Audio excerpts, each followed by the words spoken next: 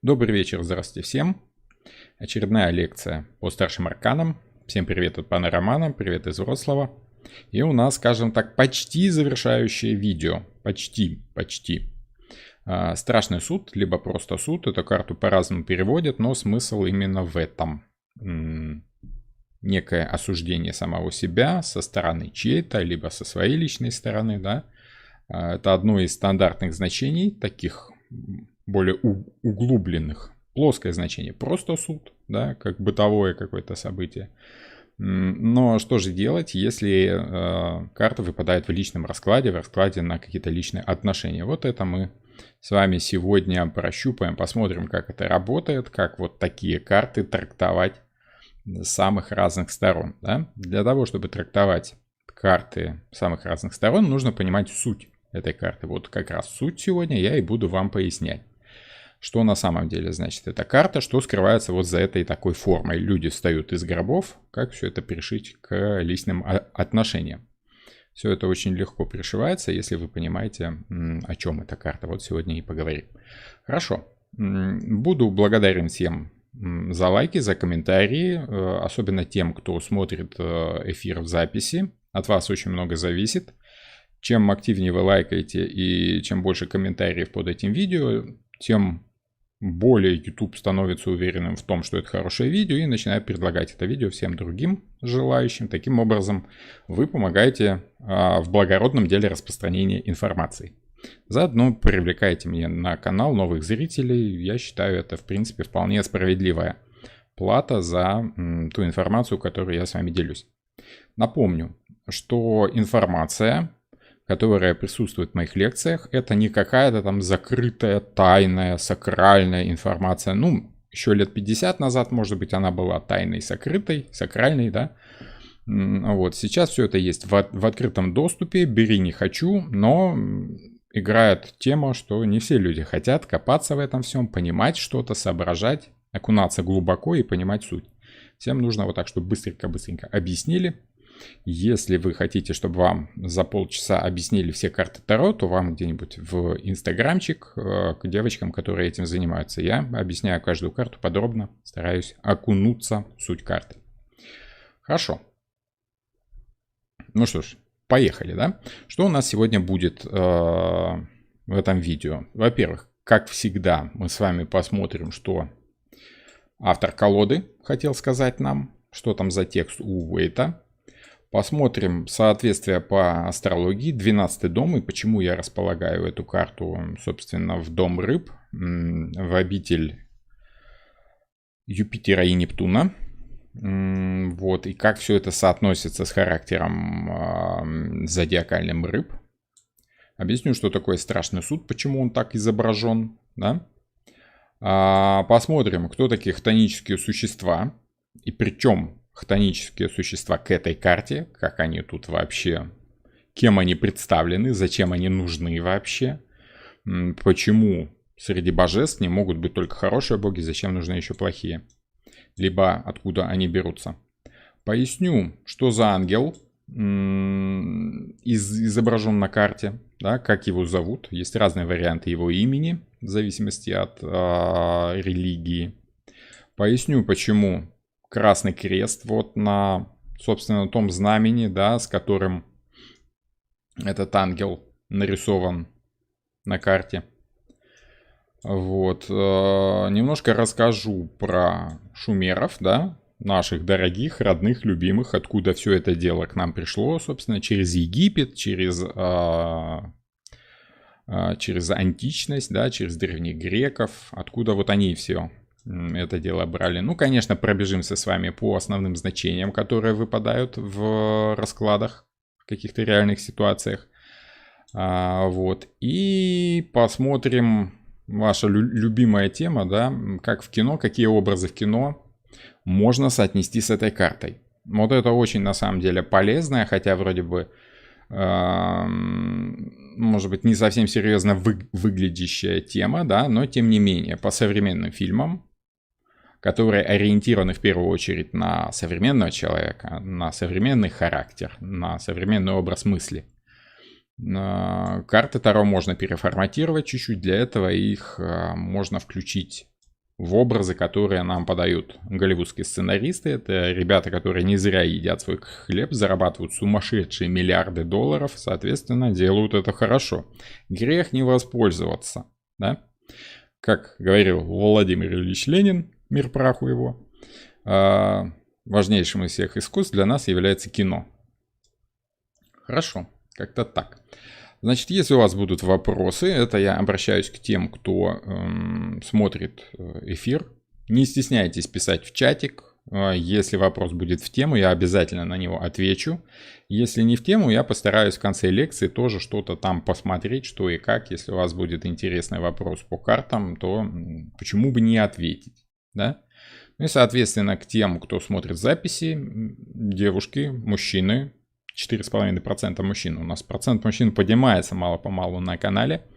Не стесняйтесь, пишите свои вопросы. Может быть, какие-то фильмы у вас соотносятся, какие-то образы. Может быть, не обязательно в кино, может быть, в книгах. Если что-то есть интересное, я буду очень благодарен за ваши интересные предложения. Вот, ну, собственно, вступительную часть мы закончили, да. Можем начинать. Я думаю, что все, кто хотел прийти на прямой эфир, уже пришли. Вот, остальные будут подтягиваться по ходу пьесы. Итак, страшный суд. С одной стороны, вроде бы карта в самом деле выглядит жутковато. Какие-то бледные, синеватые люди, да, встают из каких-то коробок. Судя по тому, что это страшный суд, то уже становится понятно, что это мертвые восстают из могил. Вот, почему так страшно и почему для нас это так страшно, да? И что с этим ощущением было связано у людей средневековья, либо возрождения, да, либо античности. Особенно нас интересует тема античности, потому что наиболее, скажем так, понятно, эта тема отражена там. А вот через призму христианской религии она несколько, скажем так, переформатировалась. И с одной стороны стала интуитивно более понятно, с другой стороны, если мы пытаемся логикой понять эту карту, то не так это и просто. Ну, давайте посмотрим сначала, как умные люди пытались это сделать. Да? В частности, автор колоды Уэйт. Опять же, я хочу вам напомнить, что Уэйт это не Господь Бог, да, он прекрасно разбирался в картах, но жил он в начале 20 века, в поствикторианской Англии, да, еще и в момент перехода от одной эпохи к другой, да, это Первая мировая война.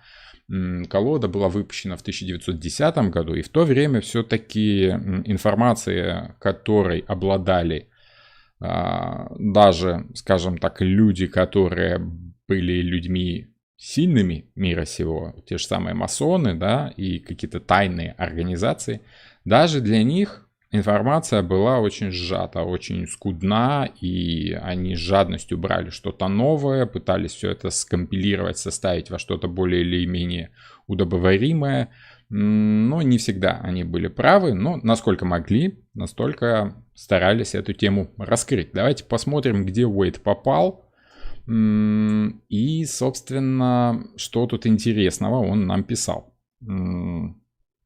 Я не буду объяснять все, просто тогда это у нас займет очень много времени, да, но основные места я вам выделю. В основных чертах этот символ практически одинаков во всех колодах Таро, по крайней мере некоторые различия не меняют его общего характера. В самом деле, если мы берем какие-то другие колоды Таро, да, Папюса, либо Марсель, что-нибудь такое, везде изображена сцена страшного суда, это стандартная, скажем так, схема. Величавого ангела со всех сторон окружают облака, но он трубит в трубу, на хоругве которой, как правило, изображен крест. На самом деле мы с вами видим красный крест на белом фоне. Это не медицинский крест, хотя намек может быть, да. Кстати, вот интересно, почему именно красный крест стал эмблемой вот таких людей, помогающим, ну, связанным с медициной, скажем так, тоже сюда можно, тоже здесь можно объяснить, но об этом попозже, может быть, как-нибудь в следующий раз. Про красный крест на белом фоне мы поговорим сегодня, а про медицину, может быть, в следующий раз. На трубный глаз восстают из могил мертвые. Справа женщина, слева мужчина, между ними их ребенок, стоящий к зрителю спиной. Но в этой карте заключено нечто большее, нежели эти трое, восставшие из мертвых. И этот вариант может послужить достойной иллюстрацией неполноты существующих толкований. В общем, как обычно, Уэйт нагоняет тумана, да, тут больше, чем вы видите. В принципе, для людей, понимающих символы, намеки, да, информации хватает. В принципе, для этого он так текст витиевато и пишет. Следует отметить, что все как одна фигуры, судя по их позам, безраздельно охвачены изумлением, преклонением и восхищением. Вот это тоже надо бы выделить. Ну, я забыл выделить жирным шрифтом, но я думаю, что вы эту фразу запомните, либо потом перемотаете, да, когда будет речь идти в фильмах об этой фразе, да. Преклонение, восхищение, изумление. Эта карта подтверждает свершение великих трудов трансформации в ответ на зов Всевышнего, который услышан и получил отклик из глубин. И вот это вот очень важно, отклик из глубин. Эта карта несет в себе откровение, полный смысл которого здесь вряд ли можно раскрыть. Еще раз Уэйт намекает, что мы не видим все, и полный смысл мы понять не можем. На самом деле, да, даже те же самые масоны считали, что истинное знание к человеку приходит после смерти. На земном, на материальном уровне познать все таким, какое оно есть на самом деле, человеку не дано. Поэтому, ну вот потом, после всего, вы все поймете. А пока только вот малая часть, малая доля, но и этого вам должно хватать. Далее. Чему такому в глубине нашей сущности достаточно вострубить, чтобы в ответ на этот зов чуть ли не на мгновение ока восстало все, что в нас есть низменного. И вот теперь смотрите, восстает, причем, как пишут, с изумлением, преклонением и восхищением, восстает все, что есть низменно. Да, то есть как бы диаметрально противоположные какие-то ощущения. Об этом тоже позже, это все можно объяснить. Пусть себе карта изображает страшный суд и воскресение из мертвых в физической плоти для тех, кто не способен увидеть глубже. Пусть же те, кто наделен взором духовным, взглянут и увидят. И они поймут, что в прошлом эта карта справедливо именовалась картой вечной жизни. И по этой причине ее можно сравнить с картой, именуемой умеренность. В умеренности мы с вами уже говорили, да, что есть ощущение того, что есть жизнь материальная, а есть жизнь духовная. И вот умеренность как раз и означает такой вот переход из ощущения материальной жизни в жизнь высшую, в жизнь бесконечную, повторяемую и прочее, прочее. И Скорпион, как знак зодиака, наиболее других характеров предназначен для того, чтобы указывать людям на их ошибки, которые они совершают на пути вот к этому единению с миром духовным. Тут же у нас Уэйт опять вспоминает тему карта вечной жизни, но тут уже переход из мира мертвых в мир потусторонний, скажем так, когда люди восстают из мертвых в что-то живое. Хорошо, то есть опять намек на духовное, на духовный рост, можно так сказать. Пока так мутно, да? То есть, если почитать описание Уэйта с целью понять, о чем эта карта, как-то лучше не стало. Есть какое-то преклонение, восстание из глубин, прочее, жизнь вечная, но это понятно, как бы, да, после смерти нас ждет вечная жизнь, это и так все знают люди религиозные. Почему все это дело вписывать в карту и почему эта карта называется «Страшный суд»? Вот это все попытаемся разобрать, попытаемся понять, пытаюсь вам объяснить.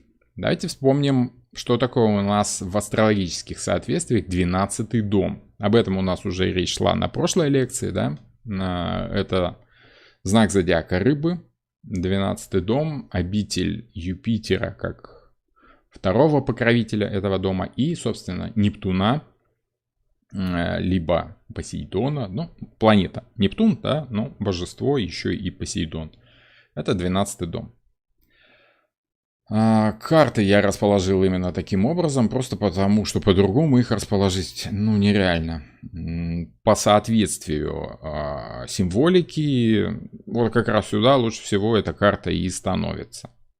Мир сюда уже впихнуть сложно.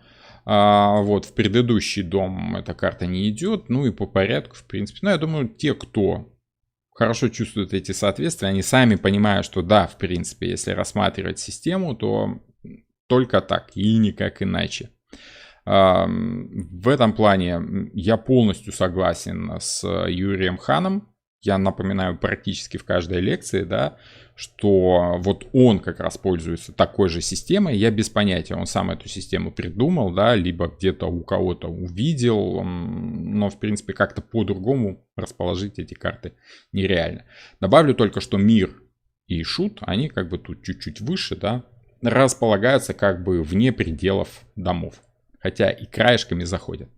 Хорошо, 12-й дом, напомню, скрытая деятельность, подполье, секретные службы, то есть чувствуете, да, все такое скрытое, закрытое, зажатое какое-то, невидное. Секретная работа, пребывание на нелегальном положении, а нелегальное положение это опять же скрытность, да, закрытость некая, уход от внешнего мира, уединение, изоляция.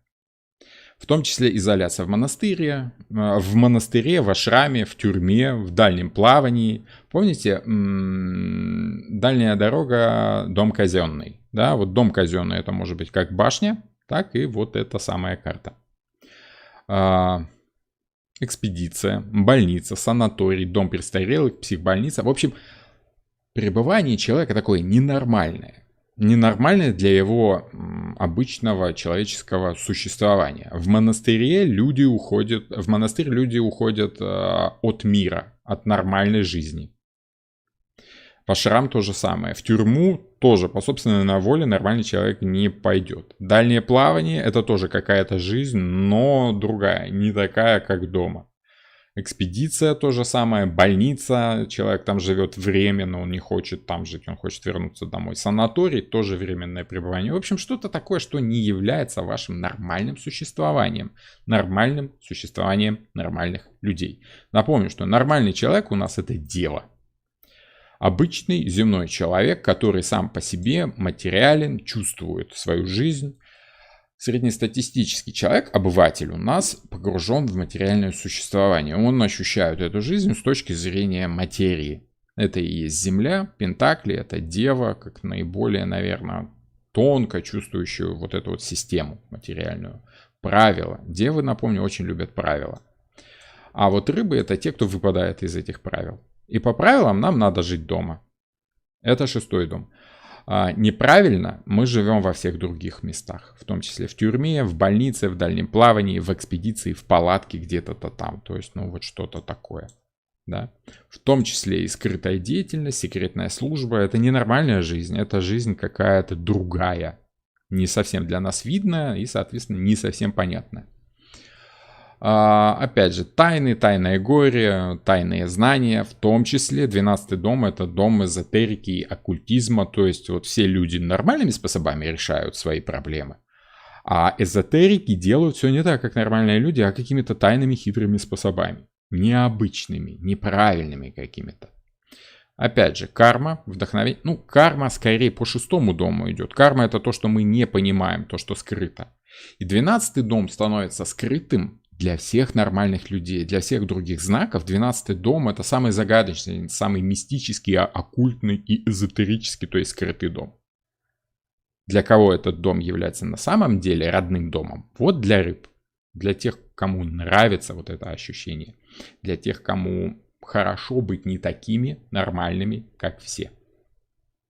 Вот отсюда и ребенок. Да, отсюда и выход из тесных, зажатых рамок каких-то социальных ограничений. Вот вкратце как бы две эти карты, да. Будьте как дети и спасетесь, будьте естественными, да, и, соответственно, выходите вот из этих зажатых рамок социальных договоренностей. Вкратце можно охарактеризовать 12-й дом вот таким образом. Хорошо. Опять же, я напомню, что я не астролог, достаточно хорошо знаю астрологию, но я ее скорее чувствую, нежели использую в своей работе. Это мне помогает немного чувствовать характер человека, с которым я работаю, ну и проводить некоторые параллели в своей работе. Собственно, эти параллели вы и видите. Они немного помогают прочувствовать характер карты. Напомню, что работа с картами Таро – это работа в первую очередь интуитивная, эмоциональная. Логика там должна присутствовать, но на первое место там всегда выходит ощущение от карты, потому что работа с картами Таро – это работа с ощущениями, с эмоциями человека. Это эмпатия, скажем так, на каком-то практическом уровне. Давайте посмотрим, что такое страшный суд. Да? Почему тут люди, опять же, картины страшного суда, как правило, изображают людей в большинстве своем голых, обнаженных, да, то есть, настоящих. Напомню, что в символике, если вы видите обнаженную фигуру, очень часто, если не всегда, она значит естественность. Да, естественность, открытость, натуральность. Вот. С другой стороны, люди в одежде, скрытые, да, обмотанные, вот как высшая жрица, она вообще прячет свою Тору, да, вот свой этот свиток в складках одежды. Она что-то скрывает. Вот там символика скрытности. Почему в сценах страшного суда людей рисуют нагими? Потому что когда они умирают, они предстают перед собой и перед Богом в своем естественном виде, в таком, в котором они и есть. То есть без всякой лжи, без всякого обмана. Это не личность человека, это его истинность, сущность человека. И вот ее как раз и судит этот самый страшный суд. Мы можем с вами видеть, что часть людей идет наверх, в рай небесный. Да? А вот часть людей хватают черти и вот прямо там веслами загоняют куда-то туда, далеко, в страшное место, где их жрут змеи, то есть в ад. Одних в рай, других в ад. То есть разделение по заслугам. Тот, кто был хорошим, попадает в рай. Я думаю, что с этой концепцией вы, в принципе, знакомы. И везде она изображена именно таким образом. Одних пожирает ад, другие уходят в рай. Да? Забирают ангелы. Теперь, что такое страшный суд и судный день? В эсхатологии авраамических религий это последний суд, совершаемый Богом над людьми с целью выявления праведников и грешников и определения награды первым и наказания последним. В исламе это день Божьего суда, киямат, когда все люди получают воздаяние за свои дела. И вот в Коране там прям четко прописано, что киямат начинается с 2 трубных гласов, то есть сур. Суры это и есть трубные глазы, да, голоса ангелов, скажем так, со стороны ангела Исрафила. Собственно, мы с вами уже выяснили, да, что ангел, который трубит в трубу на судном дне, это и есть ангел Исрафил. За что он отвечал, одна из его функций была забирать души людей после смерти. Надо сказать, что с какой-то точки зрения карты Таро нам показывают то, что человек переживает в момент смерти. Сколько я общался с людьми, которые побывали за порогом смерти и каким-то образом вернулись, то есть их как-то откачали в реанимации, да, они как-то испытали вот эту временную смерть, да, вернулись назад. Все они говорят о том, что ты ощущаешь всю свою жизнь целиком, со всеми ее плюсами и минусами. Ты осознаешь все свои ошибки, все свои правильные действия, ты понимаешь, что привело тебя вот к последнему моменту твоей жизни, что все оно логично, понятно и видно целиком. Ты ощущаешь, где ты был прав, а где ты был не прав. Без всяких лишних эмоций оцениваешь свою жизнь холодно, спокойно и уравновешенно. Вот, как Будда, скажем так, да. Те люди, которые мне все это рассказали, они, конечно, потом вернулись и рассказывали об этом очень эмоционально, но все как один говорили, вот в тот момент никаких эмоций не было. Не было там жалости, горечи, что я так рано ушел, да, либо что-то еще такое, что я там был неправ в течение своей жизни. Просто было нормальное понимание, да, вот тут я был неправ. То есть человек, по сути, сам себя судит, вернее, та его часть, которая может его оценить. Если верить людям религиозным, которые говорят о том, что мы являемся частью Бога, то при смерти как бы наша душа опять соединяется с Богом, и происходит вот этот момент суда над самим собой, человеком, который сливается с этим самым Богом. Опять же, я очень примитивно это рассказываю, да, сейчас. Все это гораздо глубже, конечно, и если мы будем копать в религию в какую-то, там все это более образно, более тонко, более детально. Я вот так в общих чертах, да, чтобы, скажем так, чтобы было сразу понятно, чтобы не тратить время. Вот, поэтому вполне вероятно, что страшный суд — это тот момент, который испытывают все люди, просто вот собранный воедино. Да, если учесть, что там по ту сторону времени нет, это тоже как одна из теорий, то, соответственно, понятно, что раз времени нет, то вот этот момент смерти каждого человека можно соединить во всеобщее понимание того, как вот у нас все это дело проходит. Такая большая всеобщая оценка всех жизней сразу, одномоментно, скажем так. Вот, поэтому да, мы с вами видим концепцию того, что те, кто вел себя хорошо, будут награждены. Те, кто вел себя плохо, попадут в ад. Вот так вот просто, скажем так. Хорошо, хорошо. Значит, что мы почерпнули отсюда? Отсюда мы почерпнули, что ангел, который трубит в трубу, зовут Исрафил. Тоже полезно. Теперь давайте посмотрим, что за ангел такой и почему я выбрал для картинки ангела, который стоит с какой-то рыбой, никакой трубы, никакого флага с крестом у него нет, причем тут вообще Исрафил. Да? Дело в том, что это имя Бога, ангела, который по-разному звучит в разных религиях. Но авраамические религии, это в принципе что ислам, что христианство, основаны на одном и том же, просто разными народами по-разному несколько трактовалось, так скажем. И вся вот эта разница между разными богами, близкими по характеру и, скажем так, берущими свои корни в одних и тех же ощущениях, да, в одних и тех же символах, конечно, там будут совпадать некоторые функции некоторых, скажем так, деятелей, в частности, ангелов. Азраэль — это ангел смерти в иудаизме и в исламе, который помогает людям перейти в иной мир. Это очень созвучно имени Рафаил, да, и Исрафил. Непосредственно перед концом света, буквально в день воскрешения, люди услышат звук трубы Сур, которую протрубит ангел Исрафил. Если страдающий человек отказывается от духовного исцеления, его нельзя заставить. И все же, по мнению верующих, присутствие ангела Рафаила само по себе дает успокоительный эффект. Это помогает естественным путем уменьшить стресс и тревогу.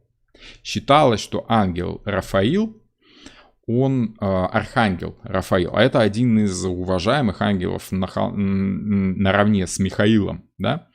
Очень часто они действовали вместе. По преданию, именно Рафаил принес царю Соломону волшебное кольцо с вырезанной на нем могущественной шестиконечной звездой, чтобы Соломон пользовался этим кольцом и символом, чтобы подчинять демонов. Вот это важно, подчинять демонов, то есть бороться со своими внутренними демонами. Рафаил, архангел Рафаил, он целитель, он исцеляет человека. Он дает человеку исцеление, освобождение от мук физических, в первую очередь. Вот. Можно сказать, что он же и проводит человека в смерть, избавляя его таким образом от физических мучений существования вообще в принципе. Он как бы воскрешает человека из жизни смертной в жизнь духовную. Он проводит человека наверх. Очень часто архангел Рафаил изображался с рыбой как покровитель путешественников, мореходов тех же самых, да, которые вот жили вот этой ненормальной жизнью, да, и уходили куда-то туда, в неведомое далеко, а он их туда проводил. Это символика ухода из жизни земной в жизнь отдаленную, неведомую, скрытую, таинственную, загадочную. Вот, это символика перехода в высшую, в духовное существование, скажем так. Поэтому часто рыбы, поэтому часто, ну, то есть рыбаки, рыбы, путешествия, и опять же он исцелял. Неким образом это намекает еще и на Гермеса, Трисмегиста, который тоже, как мы помним, являлся проводником из одного мира в другой, тоже умел врачевать, имел знания, как исцелить, помочь человеку и как проводить его в некий путь. Но опять же, нюансы, тонкости, да, и один ведет в одну сторону, другой в другую, то есть все это все равно угадывается, все это можно вот на кончиках пальцев, на аналогиях отслеживать. Теперь давайте посмотрим по поводу гексаграммы, да, вот то самое кольцо, я не помню, как оно называется, Маган Давид, что-то такое вот, или как, шестиконечная звезда, это что это значит? Маген Давид, вот. Это гексаграмма, да, наиболее она известна, конечно, по символике иудаизма. Вот это два треугольника разнонаправленные, темный треугольник, либо белый. И вот тут в этой иллюстрации, в этой гравюре мы отчетливо понимаем смысл вот этой гексаграммы. Что это такое? Это борьба темного божества со светлым, либо светлого с темным. То есть это разнонаправленность человеческих желаний. С одной стороны, человек хочет прислушаться к своей темной половине, обратиться к своим животным ощущениям, да, прислушаться к своему хтоническому божеству, к существованию себя как материального существа, скажем так, звезда Сварога. Ну окей, может быть звезда Сварога, но по сути это Маген Давид. И что-то хорошее в человеке всегда борется вот с этим желанием разрушить, желанием уничтожить, желанием просто делать так, как тебе хочется, без всякой мысли о чем-то хорошем, светлом, высоком. Вот эти две разности человека, они всегда между собой борются. Но это все равно, как вы с одной стороны понимаете, что очень хочется скушать сладкое мороженое, потому что оно же вкусное, оно сладкое, и организм требует, там же углеводы, белки, жиры, всякое это полезное. Это, естественно, желание любого человеческого существа кушать вкусно. С другой стороны, стремление к здоровому, правильному существованию – это благое побуждение, и оно борется с вашим желанием объесться этим мороженым. И вот постоянное такое вот трепыхание из стороны в сторону, борьба чего-то темного, неправильного со светлым правильным и отражается в символике шестиконечной звезды Маген Давид. Собственно, архангел Рафаил принес царю Соломону это кольцо, чтобы тот постоянно помнил, что нужно бороться со своими внутренними демонами. Если вы помните, у него еще было кольцо, или это не у него, у кого-то другого было кольцо. Хорошо. Гексаграмма трактуется как соединение и сочетание двух начал. Мужского, треугольник с широкими плечами, который смотрит вверх, направленного вершиной вниз. И женского, треугольник, направленный вершиной вверх. Маген Давид также трактуется как сочетание небесного начала, макрокосма, которое стремится к Земле, и земного начала, микрокосма, стремящегося к небесам. Все, что на Земле стремится вверх, все, что наверху, стремится вниз, взаимопроникает друг в друга, взаимодействует друг с другом. Если мы берем иудаизм, это символика иудаизма. Существование мира материального во взаимодействии с миром духовным. А если мы берем христианство, у нас одна сущность пересекается с другой сущностью. Мир материальный взаимодействует с миром духовным. Та же самая штука, только еще более просто. Просто в виде двух перекрещивающихся, скажем так, явлений. Вот как-то так. Кстати, вот в индуистской традиции два треугольника, наложенные друг на друга противоположными вершинами, означали соединение Шивы и Кали, порождающие и разрушающие мир. Тоже как бы две противоположности. Вот, скажем так. Короче, архангел Рафаил является проводником в мир духовный. Излечивает раны, избавляет от физических мучений, от физических страданий. Если мы с вами вспомним еще и буддизм, да, то самый лучший способ избавиться от физических страданий – уравновесить себя, да? Не делать только хорошее, как мы с вами помним, стремление к максимальной диете, да, ни к чему хорошему не приводит. И через 7 лет сидения под деревом Будда это осознал и нашел срединный путь. А срединный путь – это путь между двумя крайностями. Если мы перевернем его вот так, то две крайности – это жизнь полностью духовная и жизнь полностью материальная. Вот срединное исследование взаимодействия всего этого и дает нам избавление от мучений. Хорошо. Надеюсь, как бы суть вы улавливаете. Сегодня торт Наполеон. Ну, Юлия, сдаете позиции. Держитесь там, держитесь. Со своим хтоническим существом надо бороться. Давайте мы поговорим о том, что за хтонь, что за хтонические божества, существа и вообще все, кто такой Ктулху, поговорим. Да? Слышали про такого? Думаю, что слышали. Окей. Хтонический, собственно, как символика, хтонический в мифологии — это олицетворяющий дикую мощь земли или подземного царства существо. Слово образовано от древнегреческого хтон — земля, почва. То есть, когда мы говорим о хтоническом божестве, мы говорим о земном, скажем так, материальном боге. Есть боги небесные на Олимпе, которые живут, а есть подземные, либо земные, которые вот живут на земле. То есть это Посейдон, который властитель вод подземных. Кроме того, что он подводный бог, он еще и подземным богом был. Изначально он владел всеми подземными водами и жил под землей. Потом его функции разделились на функцию, собственно, Нептун, да, и Аид, как подземный бог и подводный бог. Та же самая Гея, Диметра, да, они считались хтоническими божествами, которые влияют на человека, скажем так, через материю. Персефона, да, это дочь Диметры. Плутон, опять же, он же Аид. Геката, как сторож вот этого входа в подземное, в хтоническое царство. Музы, но это уже не столько богини, сколько существа хтонические, тоже, которые появлялись снизу.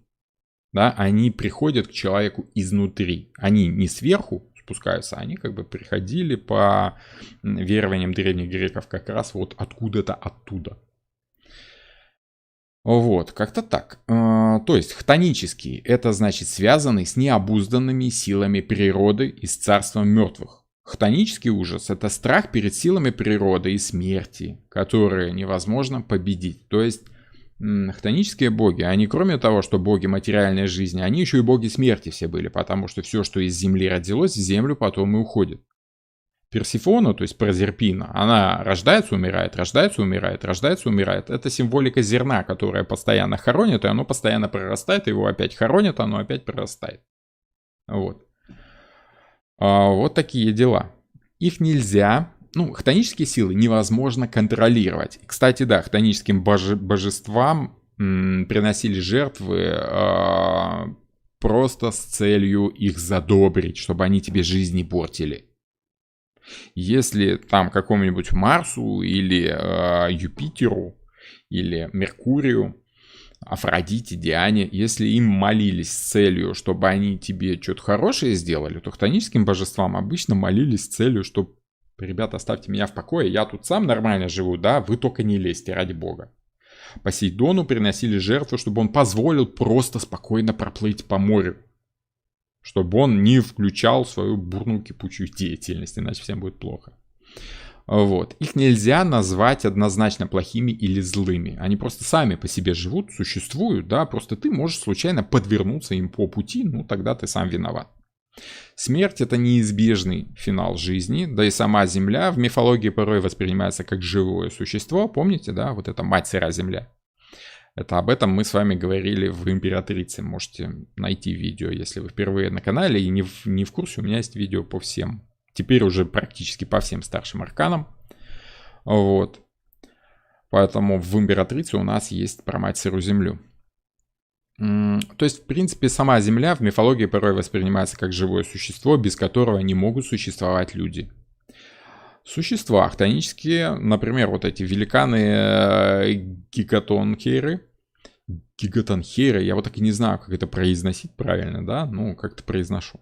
Это старукие существа о 50 головах. В греческих мифах они олицетворяют природные стихии. Это то, с чем совладать нельзя. Это вот землетрясение, потоп, ураган, это вот все, да, наводнение. Вот это и есть эти старукие существа, которые меняют ландшафт полностью, могут сделать с тобой все, что угодно, их побороть невозможно. Вот. У шумеров, допустим, да, хтонические существа — это связанные с Луной порой что-то, да, вот Инанна, Иштар, допустим, Тиамат, как богиня Тиамат, это вот, скажем так, тоже воспринимались не то чтобы как злые боги, а как боги, которые, ну, просто сами по себе живут, и ты не интересен. Самое главное, не попасть под раздачу деятельности этих богов. Когда поднялось христианство, все вот эти вот аккадо-шумерские боги, они автоматом были признаны демонами. Поэтому Тиамат сейчас считается демоном, Инанна и Иштар тоже демоны. Ну, в общем, все-все-все там они плохие, да, как бы считается. Хотя у древних греков просто, ну, вот там жили люди в Междуречии, вот у них там были такие боги. У нас такие, просто имена другие, но боги-то примерно такие же. Скандинавская мифология, допустим, это уже более поздняя мифология, это волк Фенрир, да, вот этот самый, мировой змей Йормунганд, ну и гиганты, вот эти самые ледяные. К хтоническим существам, кстати, относились также умершие предки, живущие в загробном мире, да, поэтому вот Баба Яга — это силы природы, хтонические, скажем так, силы природы, и любая, скажем так, молодая девушка, которая уходила в лес учиться колдовству, волшебству, ведьмовству, тоже становилась как бы таким хтоническим существом. И со временем становилась вот этой самой Бабой Ягой. Да? Вот этот самый змей скандинавский, который живет где-то глубоко на дне мирового океана. Волк, да, который приведет за собой Рагнарок, конец богов, да, конец миров, смерть всего сущего. Скандинавы. Та же самая Геката, древнегреческое существо. Тот же самый Посейдон. Он, по сути, был сначала темным злым богом. Ну как, не то чтобы злым, ну просто темным. Да? Вот есть светлое, есть темное. Есть свет, есть тень. Одно без другого существовать просто-напросто не может. Ну и самый молоденький у нас, самый свежий, 1928 года рождения, да, это божество Ктулху.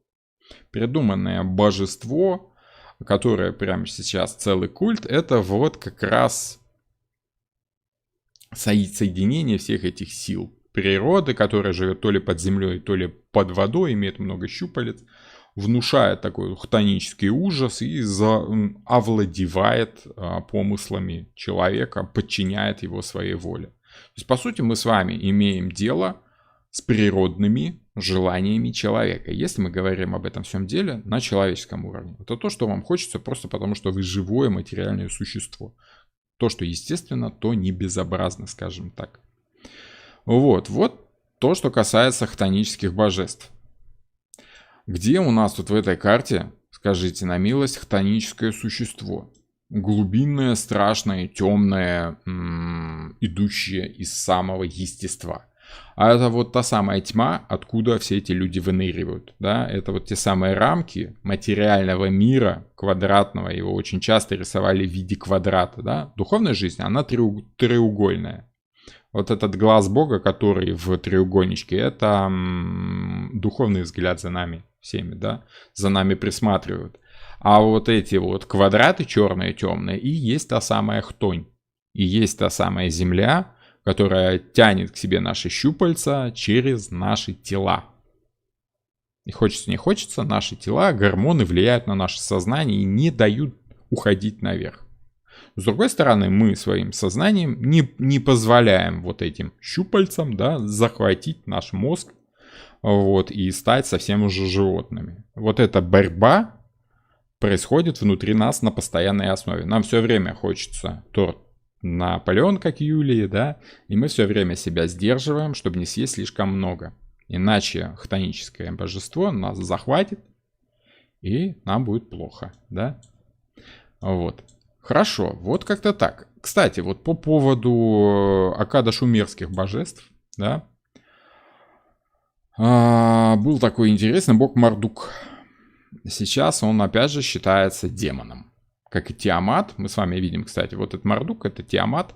Мардук очень интересно изображался. Это бог-отец, солнечный, хороший, правильный бог, При всем этом он был богом еще и правильной человеческой жизни, порядка. Он научил людей там сеять, пахать и прочее. Поэтому его символами являлись мотыга, лопата, тот же самый дракон Мушхуш.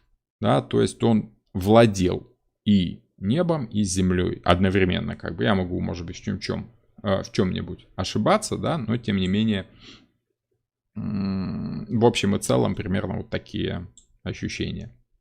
Другим символом Мардука можно считать двойной трезубец, которым Мардук поразил чудовищную богиню тьмы Тиамат. И тут у нас уже идет такой как бы намек на Нептуна. Нептун тоже изображался с трезубцем. Более того, символика рыболовного крючка, да, как рыболовство, это символика вот того самого хтонического божества, которое нас цепляет через воду, через наши эмоции, которые овладевают нашим сознанием. Эмоции затмевают наш солнечный разум. Вода как бы заливает наше солнце, гасит наш огонь, да, и мы таким образом как бы погружаемся во тьму, где правит богиня Тиамат. Вот, чтобы с этим справиться, нужно иметь привычки. А символика трезубца, либо рыболовного крючка, это то, с чего спрыгнуть нельзя. Это наши привычки, зависимости. И либо они хорошие, либо они плохие. Хорошие привычки – это как бы наши добродетели. Это стремление жить здорово, стремление развиваться, стремление помогать другим. А вот наши вредные привычки, да, это стремление скушать торт Наполеон побольше, стремление ничего не делать, стремление лениться, да, либо забрать что-то у кого-то, стремление к насилию. Это все в нас присутствует, как в бывших обезьянах, так скажем, да. Вот это наши вредные привычки.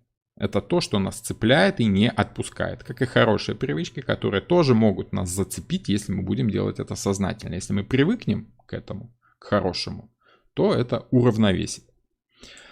Собственно, Тиамат, кто такая Тиамат? Это женское олицетворение первобытного океана хаоса соленых вод, из которых родилось все, в том числе и боги. В шумеро-вавилонской мифологии Тиамат предположительно изображалась в виде дракона или гидры с 7 головами. Вот то самое семиглавое существо, на котором едет вавилонская блудница. Народившиеся боги вступали с ней в борьбу, а убивший ее Мардук из ее тела создает небо и землю. Да, то есть вот этот правильный бог, он отождествляется с планетой Юпитер. То есть это он создал порядок из хаоса.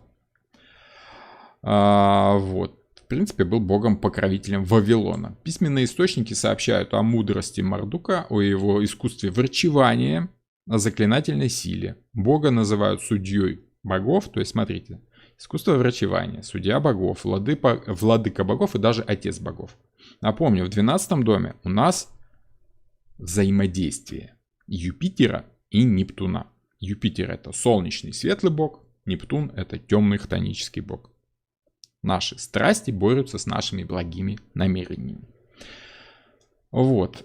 Кстати, в честь Мардука в Вавилоне торжественно справлялся праздник Новолетия 15 марта.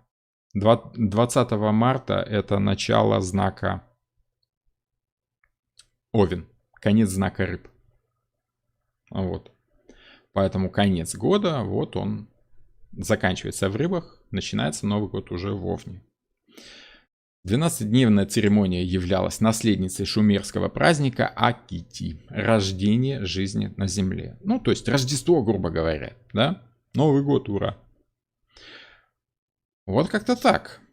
Вот так оно у нас плавненько, заметьте, уходит все к тому, что мы с вами приближаемся к концу года и к началу следующего года. Да? И кольцо, которое мы с вами видим в мире, и Новый год, который у нас отождествляется с нулем, да, еще ничего не произошло, 0, да, год только начался, еще ничего нет, но очень интересно, что он нам принесет.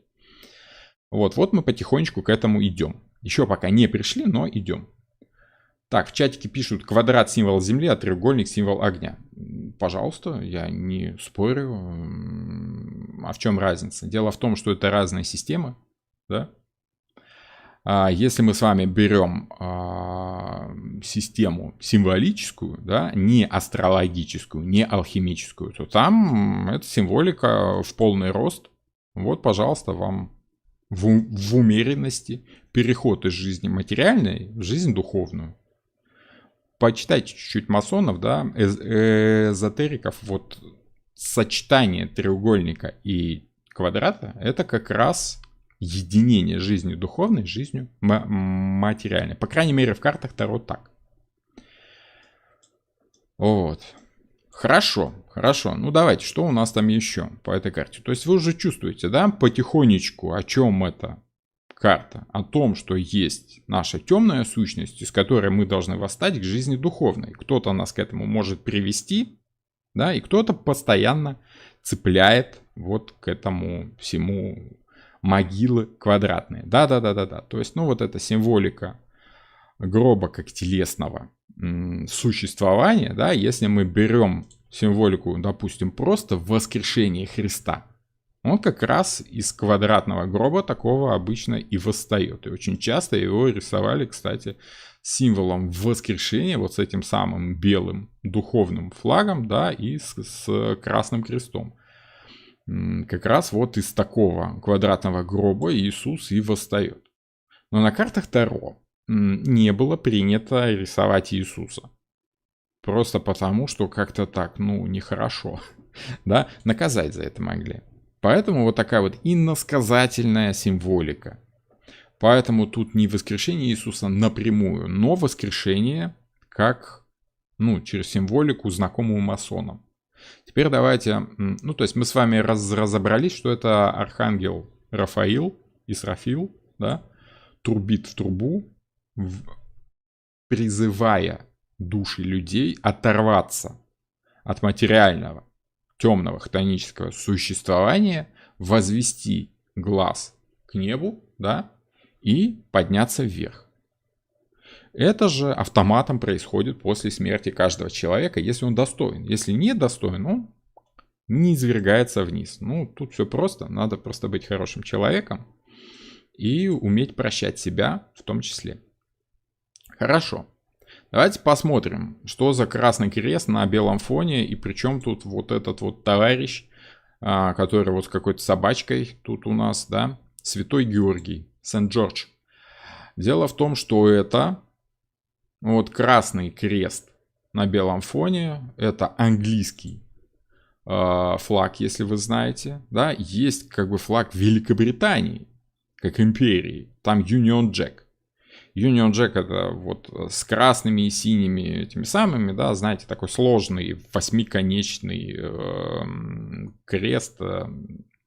Ну, знаете, да, флаг Великобритании. А вот это флаг Англии, который входит, собственно, в состав Великобритании. Белый флаг, красный крест. Очень часто это рисуют вот на лицах себе фанаты английской сборной, футбольные фанаты. Вот, пожалуйста, это то же самое. Сент-Джордж. Святой Георг. Кто такой был Святой Георг вообще? За что его сюда вообще определили? Почему я его сюда приплетаю, скажем так, а не просто так? Потому что Георгий Победоносец — это христианский святой, великомученик, наиболее почитаемый святой с таким именем и один из наиболее известных святых в христианском мире. Чем он известен вообще? Согласно каноническому житию, то есть, скажем так, якобы правильному, да, ну, принятому за норму, за правду. Он пострадал во время великого гонения при императоре Диоклетиане, и после 8-дневных тяжелых мучений в 303, либо по некоторым другим данным в 304 году, был обезглавлен. Одним из самых известных сказаний о его чудесах является чудо о змее. В чем там соль? Почему он святой? Дело в том, что его пытались убить много раз. Есть, конечно, тематика незаконченного дела, но это 10-я карта масти мечи, да, десятка мечей, там речь идет скорее о святом Себастьяне. Вот. А вот Сент-Джордж, Святой Георг, его и колесовали, его пытали, его и топили, его резали, жгли, что там с ним только не делали. В общем, это, наверное, самый-самый мученик-мученик. Проявлял чудеса духа, и после каждых мучений, в конце каждого дня он исцелялся. У него опять все становилось хорошо. То есть, в общем, это образ человека, которого погружают в самые страшные дебри мучений, да, а он в состоянии вернуться оттуда свежим, отдохнувшим и с магнитиками на холодильник. Да, то есть вот его мучили, убивали, а он все никак и никак. При всем этом он продолжал проповедовать. И взяли его, скажем так, с поличным, когда он жил по одним данным у какой-то доброй женщины. Да? В момент его мучений жена императора настолько преисполнилась состраданием к нему, что потом в итоге сама приняла христианскую веру и была казнена вместе с ним, когда он уже решил, что все, хорошо, я согласен, убивайте, давайте, да, просто потому что смог своими этими мучениями вдохновить множество, огромное количество людей за эти вот 7-8 дней, либо сколько его там мучили, на то, чтобы принять христианство. Вот. В общем, эта тематика с постоянным убиванием и с возрождением в конце дня. Убивают, возрождается, самоисцеляется. Это вот та же самая тематика, которая есть у архангела Рафаила. Исцеление, самоисцеление, избавление от мук и возвращение к духовному проповедованию, к правильной стороне жизни, скажем так. Вот, уже после своей смерти, да, он спас деву от того самого злобного дракона, либо змея, да, это символика борьбы светлого, солнцеподобного существа с темным хтоническим существом. Та же самая символика, что у Мардук и Тиамат, та же самая символика, что у Адониса, та же самая символика, что у многих вот этих вот героев. Вот, как-то так. Отмечают большое сходство легенды. Собственно, зачем он этого змея убивал, да? Ну, как гласит предание, где-то там, я уж не помню, где именно, в какой-то языческой земле являлся змей, пожирал людей, и ему отдавали девственниц. Нормальная тематика, это Месопотамия, Междуречье, да? С разливом рек. Это Египет с разливом Нила, с крокодилами, которым приносили жертвы, чтобы Нил разливался правильно. Да, чтобы в следующем году Нил, либо там Тигр и Ефрат разлились правильно, принесли много ила, и как бы можно было жить дальше. Считалось, что нужно отдавать самое лучшее, своих самых лучших, самых красивых дочерей, жертву этим вот хтоническим божествам. Но являлся вот такой герой, солнечный и лучезарный, убивал этого дракона, крокодила, змея, да, и, собственно, таким образом жизнь продолжалась. Вот в христианской мифологии та же самая песня, что и была раньше, была уже в виде Георгия на коне и пронзала змея копьем. Отмечают большое сходство легенды с историей о воскресающем халдейском божестве Таммузе. Исследователи предполагают, что особое почтение, которое питают к святому Георгию на Востоке, и его необыкновенная популярность объяснялись тем, что он представлял собой христианский вариант Таммуза, умирающего и воскресающего бога, подобно Адонису и Осирису. Осирис в Древнем Египте, напомню. В мифологии ряда мусульманских народов имеется сказание, напоминающее чудо святого Георгия о змее. То есть, в принципе, эта тема была везде. По предположениям некоторых исследователей, Георгий как мифический персонаж представляет собой изначально семитское божество, перешедшее в христианство, в чью историю в процессе адаптации были внесены некоторые изменения, чтобы очистить ее от лишних подробностей и лишить эротического оттенка. Ну, в христианстве это было не очень принято. Вся эротика относилась к хтоническому божеству, желание тела, да, желание секса, это все от дьявола, это вот от того, с кем нужно, собственно, бороться вот этому самому святому Георгию, да, ну и, собственно, человеку тоже в виде этого святого Георгия. Например, так богиня любви подобных мифов превратилась в набожную вдову, где ночевал этот самый святой Георгий перед арестом. Царица подземного царства, с которой он потом воссоединялся, да, вот та самая Тиамат, это изначально языческая царица, да, Александра, которая вот уверовала и пошла за ним, которую он, скажем так, победил, убедил и позвал за собой. Вот. Тамус или Фомус, также Ваммус, сирофиникийское божество, тождественное с Адонисом из древнегреческой мифологии. Бог растительности, воды и плодородия, олицетворение земледельческого цикла. Опять же, смерть, воскрешение, смерть, воскрешение. Мы зерно сажаем, оно опять прорастает. Сажаем, прорастаем. Та же тема, что у Осириса. Осирис почему зеленый у древних египтян был? Не потому, что он мертвый, а потому, что он прорастает, как трава опять и опять и опять. Это символика вечной зеленой жизни. Скорее, вот та вечно зеленая елочка, которая все время прорастает, мы ее там все домой переносим, а она там, как там, трусишка, зайка серенький, вокруг Адониса скакал. Шумерский вариант имени Думузи. Истинный сын водной бездны. Так что, по сути, вот этот самый Тамус или Думузи, кстати, у него была жена по одной из версий Инанна. Это по Аккада шумерской мифологии, да, вот та самая богиня лунного света и подземного мира. То есть, по сути, это тот, кто побеждал вот ту самую водную бездну, это божественный пастух, пастырь, да, впоследствии им стал Иисус, вот этим пастырем, да, умирающее и воскресающее божество плодородия. В христианстве, сами знаете, им стал Иисус. Так что вот эта тематика воскрешения после смерти к этой карте привязана очень простым образом. Мы побеждаем свою темную сторону, и таким образом мы даем себе гарантию к воскрешению, к жизни духовной, к жизни постматериальной, скажем так. Что еще сможем пожить еще, скажем так. Если мы берем православную тематику и варианты имени, то это святой Юрий, который тоже побеждает змея. Этого самого на гербе Москвы, по-моему, да, вот этот Георгий Победоносец, он побеждает змея. Это вот тот самый Юрий, если брать по-простому. Вот простой вариант имени — это Юрий. Юрий и Георг, Джордж, Сент-Джордж — это вот одно и то же имя. Что интересно, есть же такой праздник, да, в православии, Юрьев день.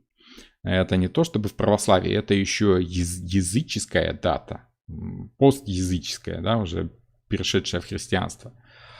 26 ноября — дата, с которой в России связывалось осуществление права перехода крестьян от феодала к феодалу, так как к тому времени завершался годовой цикл сельскохозяйственных работ и происходил расчет по денежным и натуральным обязанностям крестьян в пользу владельцев земли и по государственным налогам. То есть крестьяне в этот день освобождались от своего хозяина.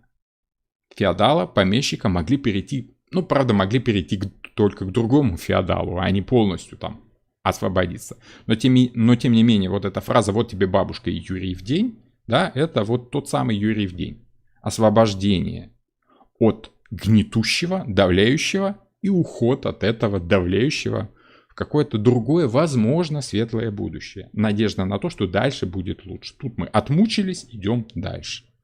Вот этот самый Сент-Джордж, тот самый Юрий, Святой Георг. Вот такая интересная тематика. Что скажете? Ой, а понаписали тут в чатике. Давайте почитаем чатик. Я пока сделаю маленький перерыв, чтобы чуть горло отдохнуло.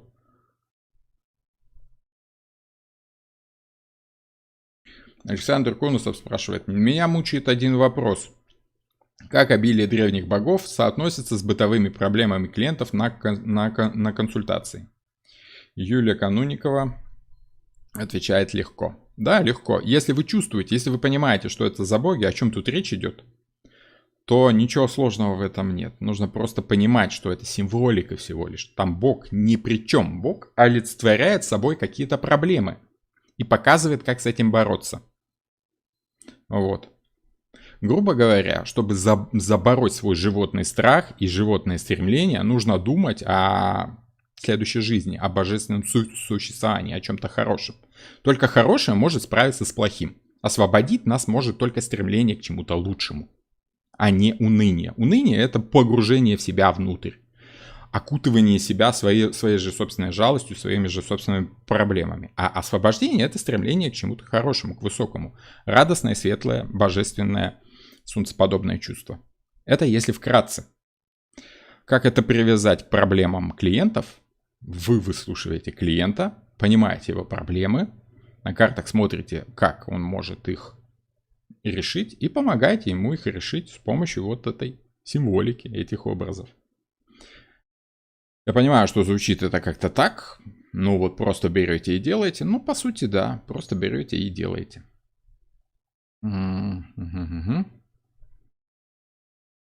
Ну и вот Юлия правильно пишет: Александр, у вас слишком много инфы, вы пытаетесь ее приложить логично, но Таро это эмоции, вы должны чувствовать карту и, глядя на символы карты, чувствовать, что происходит. Да, как-то так. Мы, собственно, этим и занимаемся на практических занятиях, мы пытаемся мусолить эти карты, да, прочувствовать их, как в разных жизненных ситуациях ощущение от карты раскрывается по-разному.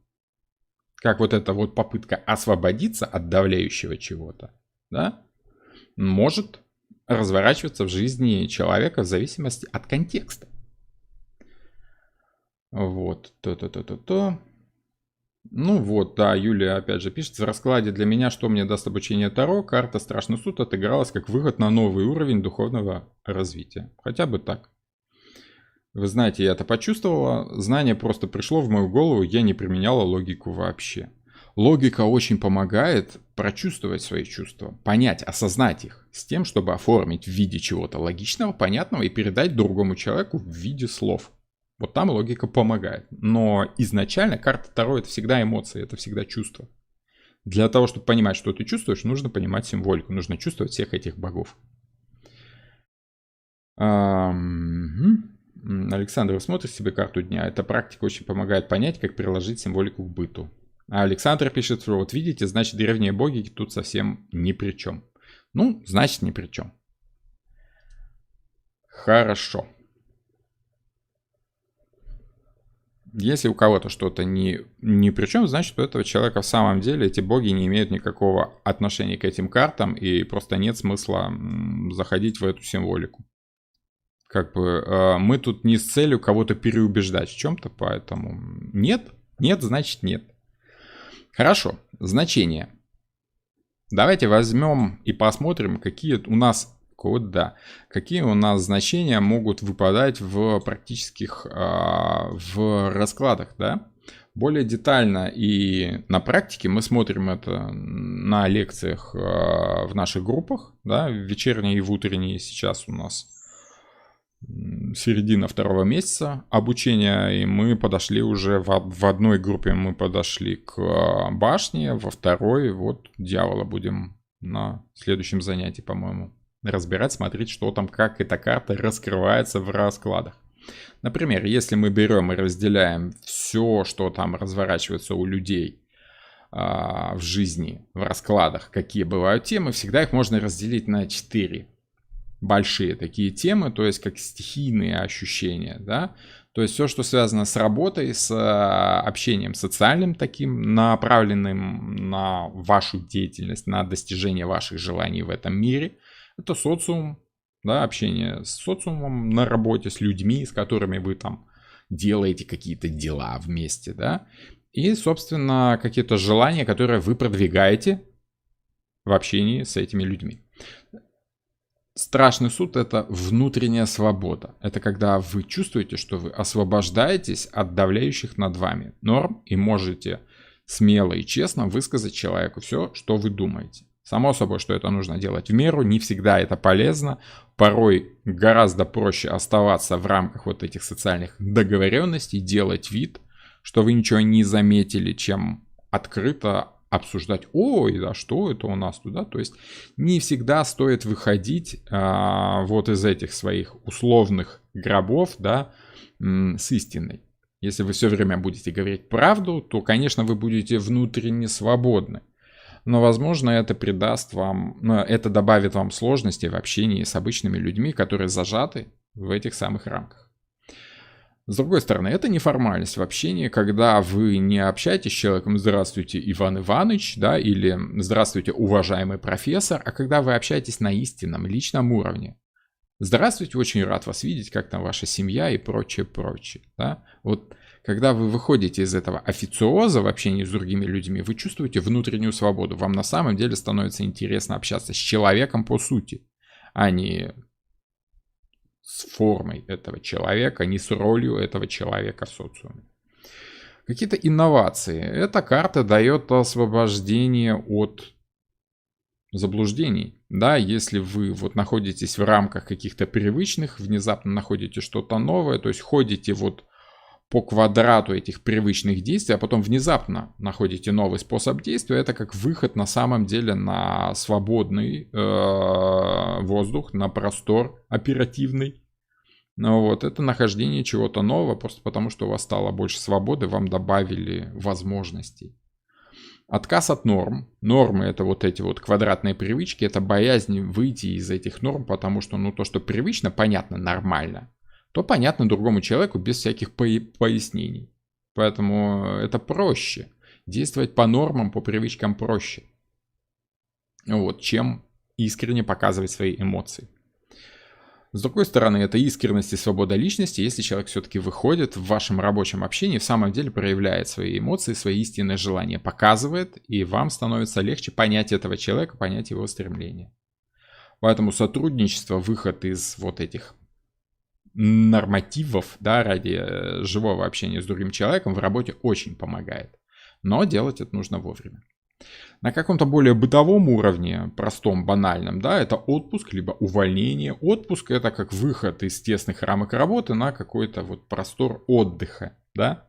Работает эта карта положительно только у людей, которые в самом деле устали и действительно хотят отдохнуть, вырваться с работы. Для трудоголиков эта карта будет скорее ужасным мучением, потому что они привыкли находиться в рамках своей работы, они чувствуют там себя уютно, комфортно и занимаются каким-то полезным делом. Освобождение от необходимости что-то делать для трудоголика скорее карту переворачивает. Они не очень хотят этой вот свободы, не очень понимают, что я буду делать с этой свободой.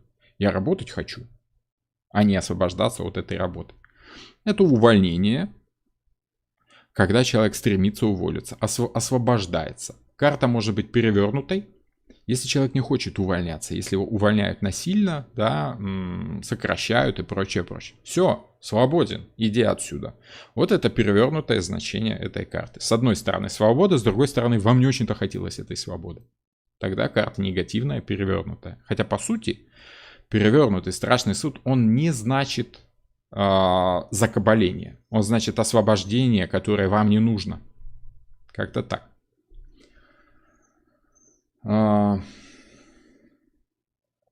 Александр Конусов, я просто высказывал свое мнение, что вы так реагируете. Ну, вы высказали свое, я высказал свое. Нормально. Как бы я же не заставляю вас вот в свои нормы нырять, да, и соглашаться со мной. Нет, так нет, как бы что.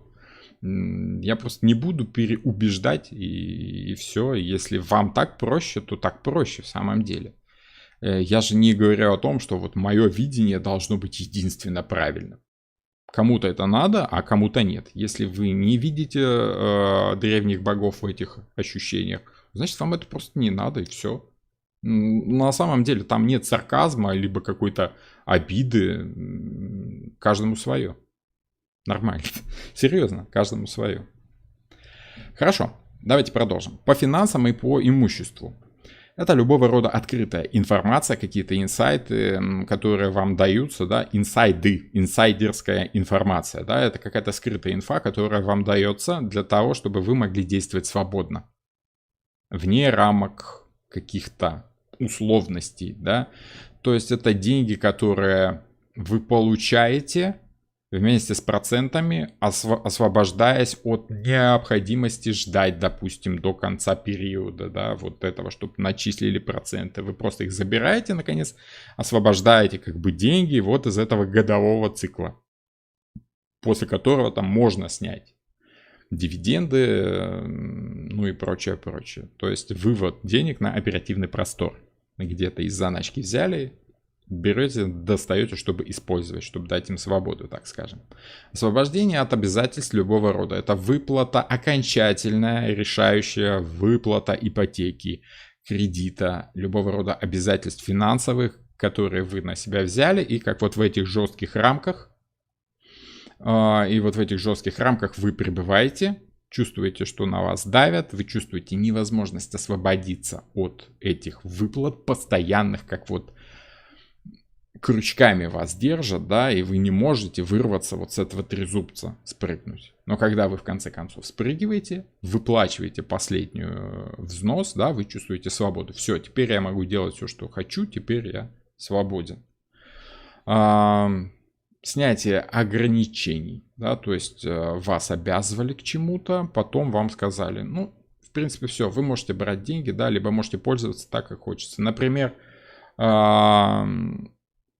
по условиям наследства, к примеру, да, воспользоваться имуществом наследник может только когда ему там исполнится, грубо говоря, условно 18 лет, если это прописано в условиях, да. Вот момент освобождения от этих условий, да, когда человеку дается свобода распоряжаться своим имуществом, вот это тоже выход из таких зажатых ощущений во что-то более свободное, более наполненное воздухом. Вот основное ощущение этой карты. Вот теперь вы чувствуете, да, что-то такое темное, что нас держит, давит, сдерживает и давляет, но тем не менее является базой, и без чего мы просто не можем жить. Какая-то законность, в рамках которой мы все-таки чувствуем себя уверенно, спокойно, понимая, что как бы, ну, никуда из этого деться нельзя. И в какой-то момент мы все-таки выходим из этих рамок и получаем свободу действий, которые мы и подпитывали все это время надеждой на освобождение. Надежда на освобождение нам и позволяла спокойно переносить вот эти тяготы, лишения, ожидания и ограничения. Вот основной смысл этой карты. Почему страшный суд? Потому что страшный суд — это искупление. Это когда ты прощаешь сам себя, освобождаешься. Ну как это? Повинную голову и меч не сечет. Если ты признался в своем темном, в своих грехах, оно тебя освобождает автоматом. Это покаяние. Понимаете? Ну, это пока по финансам, да, а вот по действию и по саморазвитию это выход из зоны комфорта, допустим. Потому что вот у вас, вы привыкли действовать каким-то определенным образом, пусть вам это и ограничивает свободу действий, да, но тем не менее является привычным способом ресурса экономным таким, да. Если мы привыкаем что-то делать, мы перестаем за этим осознанно следить и таким образом как бы освобождаем часть своего сознания для какой-то другой, более интересной работы. Ну, это как вот делать что-то на автомате, да. Когда вы, наконец, начинаете делать что-то по-новому, осознанно, это вот и есть осознание того, что происходит сейчас с тобой в данный момент. Порой это мешает, потому что если ваша привычка вам помогает, наоборот, является вашей хорошей привычкой, например, если вы после 2, 3, 5 лет вождения автомобиля на механической коробке, да, там, где нужно самому переключать передачи, все это входит в ваше подсознание, в ваши привычки, откладывается на физическом уровне, когда вы едете, чувствуете скорость и просто на подсознании переключаете передачу, зная, что вот это правильное действие. Просто без всякой мысли, на автомате действуете, да. Вы разговариваете там с пассажиром, вы смотрите вперед, вы следите за знаками. Большая часть вашего сознания свободна. А вот эти привычки, они вас как бы базируют, сдерживают с одной стороны, но с другой стороны и не дают пойти в разнос. Это какие-то правила, которые нужно соблюдать. Вот временами из этой зоны комфорта, зоны такого вот привычного существования нужно выходить путем необычных, новых, свободных от этих привычек действий. Это признание своих ошибок, может быть, когда вы понимаете, что вот эти привычные действия для вас являются какими-то ошибочными, да, и нужно избавляться от своих старых привычек. Вот чувство освобождения вот этого. Инсайт, озарение, то есть это знание, которое приходит откуда-то сверху. Вы слышите глаз Божий, архангельскую трубу слышите и вдруг понимаете, осознаете что-то. Осознавание — это процесс освобождения от своих заблуждений, в которых вы пребывали, как в этом тесном гробу. Поэтому действия по инсайту, действия по озарению — это и есть вот этот божественный глаз, который вам сообщает: вот туда иди, там тебе хорошо. Ну и, соответственно, отказ от форм — это ощущение порой негативное, потому что вот та самая форма, в которой вы пребываете, дает вам базу, да? Почему хтонь — это хорошо? Почему хтонические божества — это с какой-то точки зрения хорошие божества? Потому что это божества земные, это божества вашего физического тела. И если вы отказываетесь от физического тела, ваша душа освобождается, выходит из квадратных рамок вашего физического существования и уходит в небеса. Эта карта может значить и в прямом смысле слова смерть, если как бы вы чувствуете освобождение в этом процессе. Поэтому карта может быть перевернутой. Да? То есть, не хочется раньше времени освобождать эту форму, освобождать тело от души. Поэтому, как бы, если в таком, как бы, в приближенном к вопросам смерти раскладе выпадает эта карта, очень часто она в перевернутом значении может значить преждевременное освобождение физического тела от души. В прямом значении оно может значить долгожданное освобождение души из рамок физического существования. Как-то так. По эмоциям и по личной жизни. В первую очередь это развод. Чаще всего мне, допустим, в значениях эта карта выпадала по разводу. Потому как какая-нибудь женщина, либо мужчина тяготится совместной жизнью с партнером и хочет освободиться вот из этих тесных рамок. Чувствует несвободу, но когда освобождается, происходит развод. Вот по этой карте, по прямому значению этой карты, по прямому положению этой карты, женщина чувствует себя свободной. По перевернутому значению происходит тот же самый развод, но женщина чувствует себя брошенной, выброшенной из этого брака. Понимаете? Вот. Та же самая карта, то же самое ощущение, но диаметрально противоположное. Вот по этому поводу есть шутки по поводу фраз, да, свободная женщина и брошенная женщина — это как бы одна и та же женщина, но с разным настроением. Вот прямая карта — это развод, который вас освобождает, а перевернутая карта — это развод, который вас тяготит. В том плане, что вы не знаете, что делать с этой свободой, вы не знаете, что делать без мужа. Да, вы полностью свободны, делайте, что хотите. Тогда эта карта перевернется в хорошее положение. Вы осознаете, что вы свободная женщина, а не брошенная. Освобождение от ошибок. Что происходит во время страшного суда? Человеку показывают его правильные и неправильные действия, темную и светлую его сторону. Противодействие Мардука и Тиамат.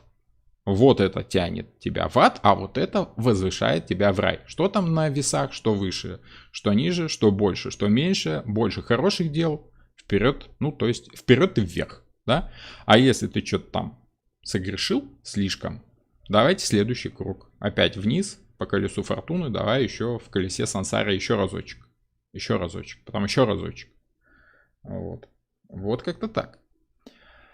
Поэтому по эмоциям и по личной жизни это осознание своих ошибок и прощение себя.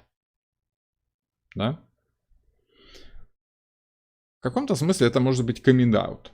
Да, вот когда, допустим, геи всю жизнь тяготятся тем, что они не могут признаться, показать свою истинную сущность, в какой-то момент происходит вот этот каминг-аут. Да? То есть выход наружу. В прямом смысле слова перевод с английского coming out — это выход вне, выход наружу, освобождение, скажем так. Вот. И если это долгожданный выход наружу, долгожданное признание человека там, своей ориентации, своих каких-то действиях. Каминг-аут имеется в виду не просто там вот по сексуальной ориентации, а в принципе как признание, как освобождение себя истинного из вот этой вот ложной, как бы из ложного этого футляра, где ты играл роль перед всеми другими людьми. Напомню, что в символике Таро голые люди — это люди истинные, настоящие, правдивые. Поэтому каминг-аут. Настоящий человек показывает себя. С другой стороны, карта перевернутая. Если человека вывели на чистую воду, да, показали его истинного, настоящего, тогда, когда он не хотел. Вот, вскрылась некая правда, которая может ему навредить, но тем не менее это истина. Это выход истины наружу. Вот как-то так. Такие значения с большего по практике. Да? Ну, напомню, что мы с учениками разбираем какие-то реальные примеры уже на наших занятиях. Очень жаль, ваш образ мысли мне... это Юлия с Александром там переписываются. Ну, переписывайтесь, хорошо.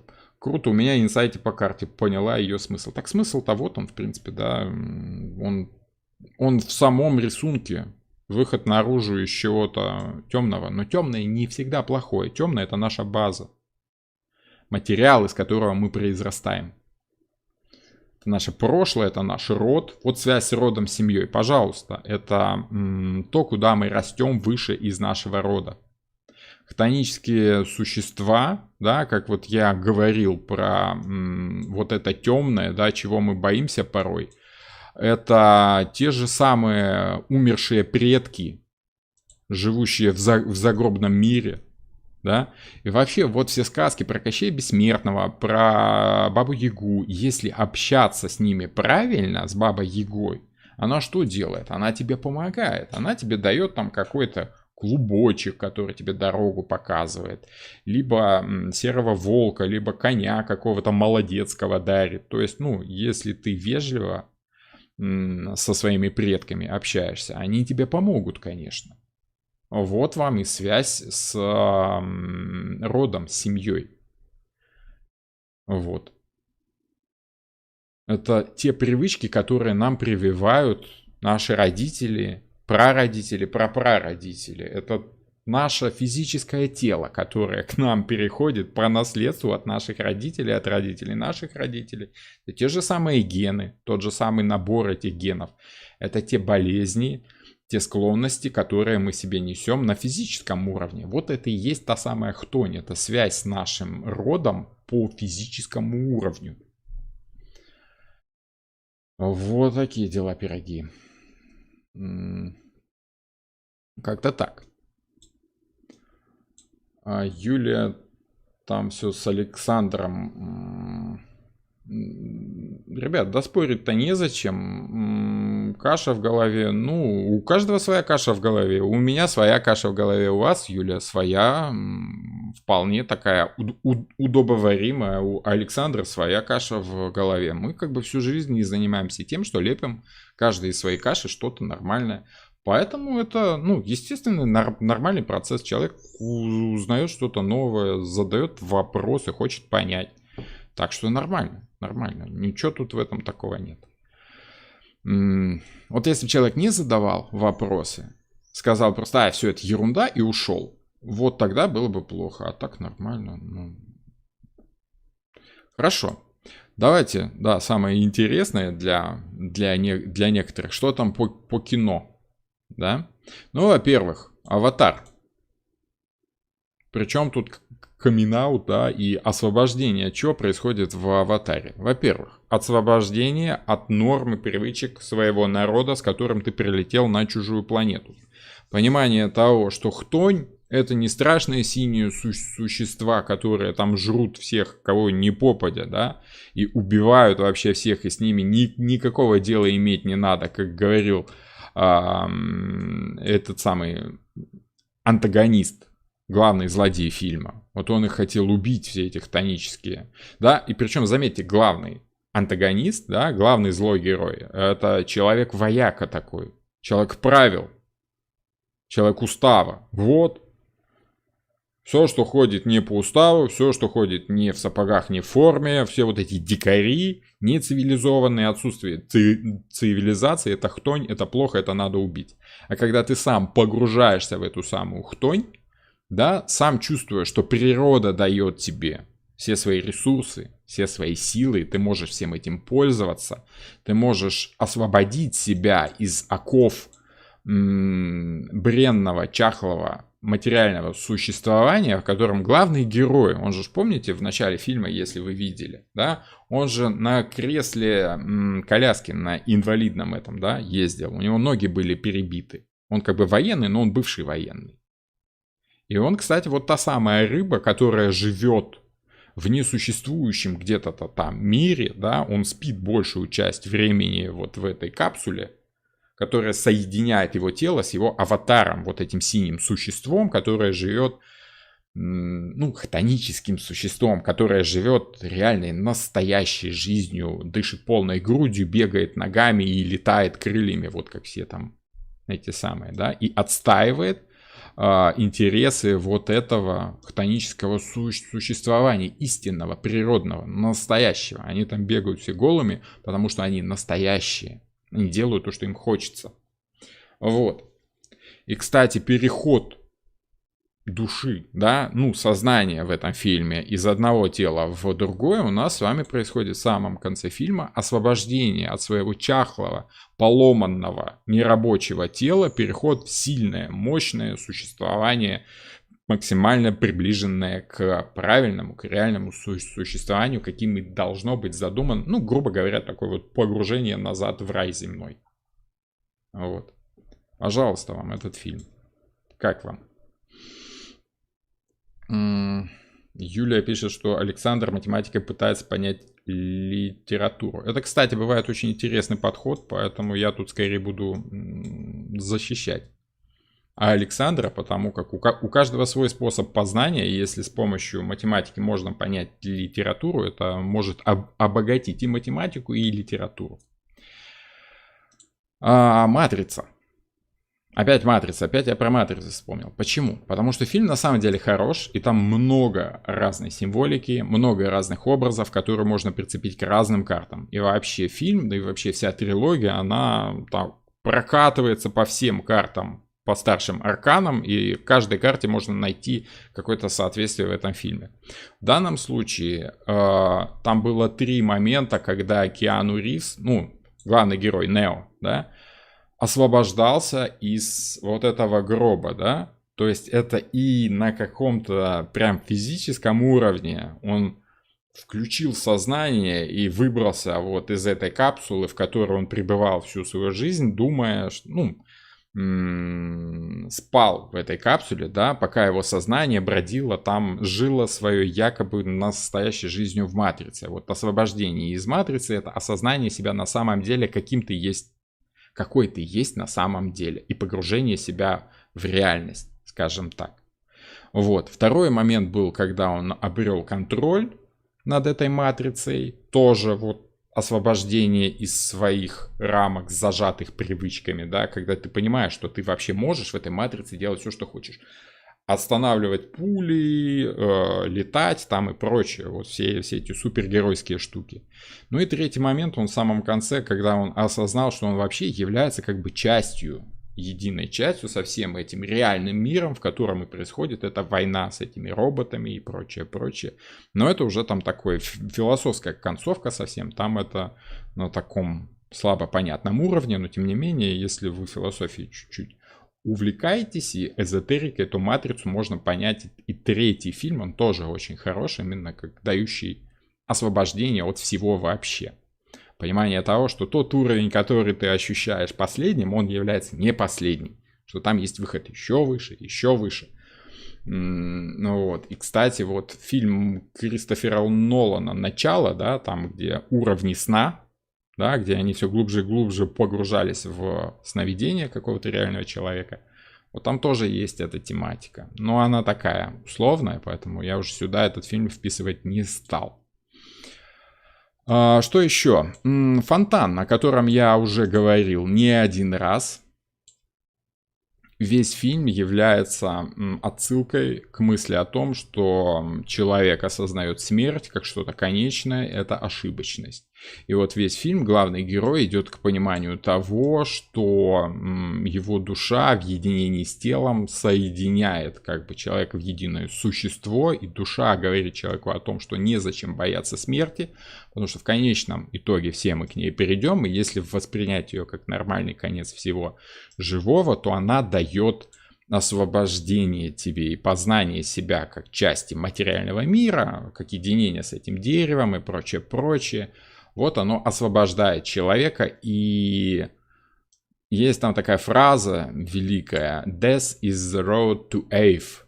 Смерть — это дорога к благоговению.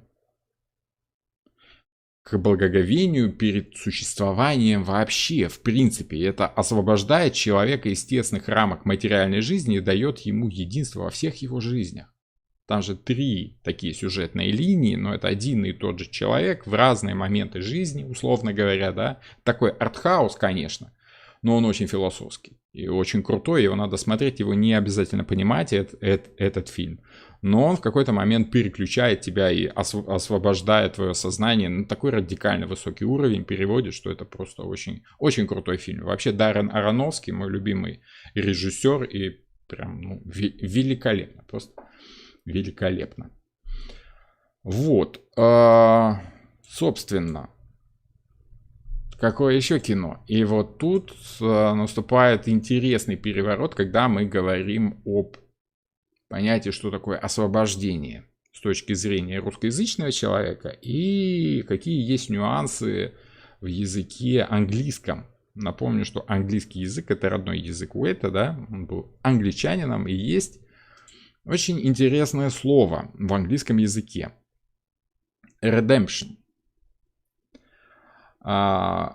Фильм, о котором речь идет, да, я думаю, что вы уже узнали, уже поняли, это «Побег из Шоушенка». И вот переводят его несколько плоско, название имеется в виду, переводят плоско. Это не побег. Если бы это был побег, фильм бы назывался Escape from Shawshank, да? А Shawshank Redemption, The Shawshank Redemption, это шоушенковское освобождение. Освобождение из этого самого Шоушенка, из этой тюрьмы. Если мы берем английское значение слова, там много синонимов. Искупление, спасение, выкуп, именно как искупление, спасение, погашение какого-то долга, освобождение, в том числе, искупление грехов, исправление.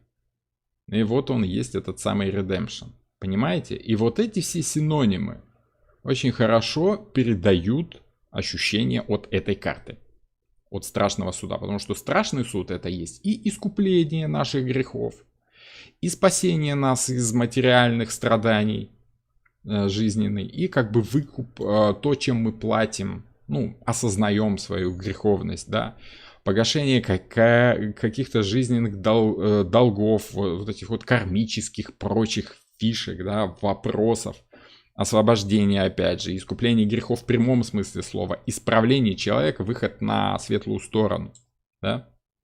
Вот, пожалуйста, вам «Побег из Шоушенка». О чем фильм, я думаю, вы знаете, я думаю, что вы все смотрели. Человек стремится, человек невиновный, заметьте, метущаяся душа стремится к освобождению из тесных зажатых рамок тюрьмы, да, очень философский фильм, его не объяснить, его надо смотреть. Но визуал там очень такой, соответствующий ощущению этой карты. Зажатость, ограниченность, правила, в которые тебя погружают все глубже и глубже и глубже. Люди, которые являются вот покровителями этих правил, да, и сами погрязают в этом всем, и их по итогу и засасывает вся эта хтонь, которая становится уже черной совсем, да. А человек, который не теряет надежды и ведет себя подобающим образом, он освобождается в конце концов из этой зажатости, да, путем многочисленных разных действий, да. И в конце фильма вот эта великая сцена, где он выбирается из-под земли, да, и идет дождь, который омывает его, смывает с него все эти вот его прошлое, все эти его грехи, дает ему свободу. Вот это самое, то и есть, вот та самая карта, да, ощущение освобождения из чего-то того, что ты, в принципе, и не являлось твоим наказанием, как бы. Вот. Как-то так, понимаете? И если мы берем православную тематику, фильм, о котором я уже говорил, в «Отшельнике», это «Остров» Павла Лунгина с 3 великолепными актерами: Петр Мамонов, Дюжев и Сухоруков. Вот Мамонов, кстати, к сожалению, сегодня умер. Вот прямо сегодня были новости, что он после там скольких-то дней искусственной комы, да, вот Опять же, этот ковид. Ну, ему там уже было сколько, 80 лет, по-моему, или 7. Ну, я не помню, он уже в таком в приличном возрасте. Ну, не смогли его вывести из этой комы, и сегодня он ушел от нас. Мамонов. Он не актер, он музыкант, скорее поэт, музыкант, но он настолько великолепно сыграл эту роль, где человек тяготится своим преступлением, не зная о том, что там на самом-то деле преступления как такового не было, да, он тяготится и пытается искупить свою вину тяжелым трудом, жизнью отшельника, да.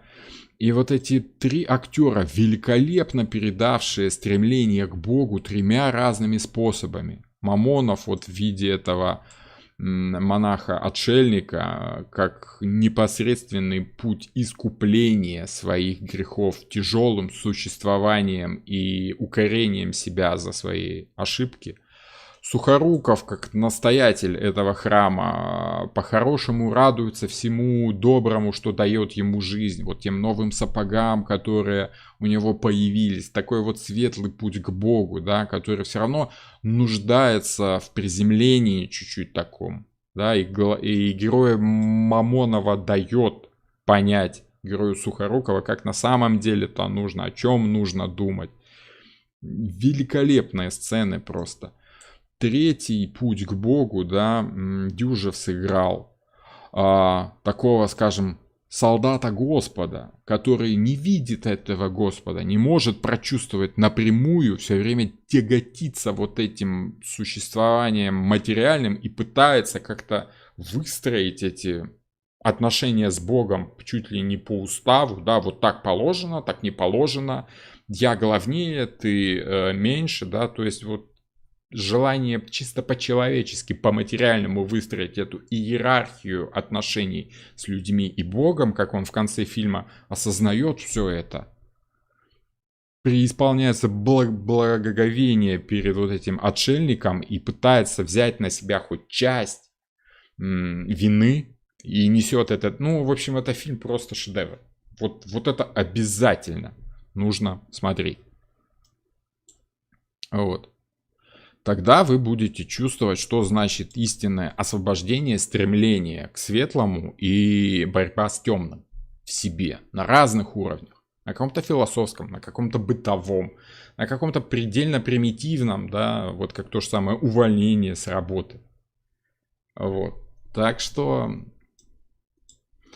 И, к сожалению, да, вот Мамонов сегодня ушел, освободился, да, от бренного земного существования, и душа его, без сомнения, ушла куда-то выше. Уж простите меня за пафос, но как бы, что поделать. Все там будем, да.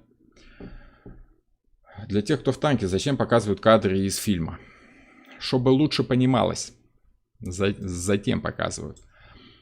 Картинки можно показывать, чтобы человек прочувствовал ту же эмоцию, которую вы ощущаете в этой картинке.